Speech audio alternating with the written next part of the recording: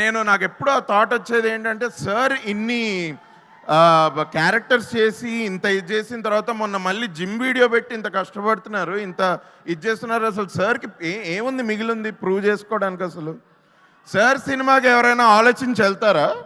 2 నిమిషాల్లో tickets book చేసుకొని వెళ్ళిపోతా. నేనైతే అదే చేశా.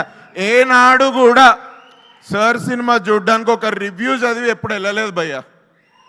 ఒక రివ్యూ చదివి ఎన్నడూ వెళ్ళలేదు. ఇన్ని క్యారెక్టర్స్ ఇన్ని విభిన్న పాత్రల్లో చేసి మన ఎప్పుడూ ఎంటర్టైన్ చేస్తూ ఒక మ్యాట్నీ ఐడల్ నుంచి ఒక పద్మవిభూషణ్ మెగాస్టార్ అయిన సార్కి మనం రిటర్న్ గిఫ్ట్ ఏమి ఇవ్వగలం అని ఎప్పుడైనా ఆలోచిస్తే, ఐ జస్ట్ విష్ దట్ తన next cinema Vishwambhara which is coming on next year సంక్రాంతికి, maybe we can just avoid reviews bro, as a gift, as a return gift. Reviews ఏంటి బ్రో? ఒక చిరంజీవి సినిమాకి రివ్యూస్ ఏంది భయ్యా? నాకు అర్థం కాదు.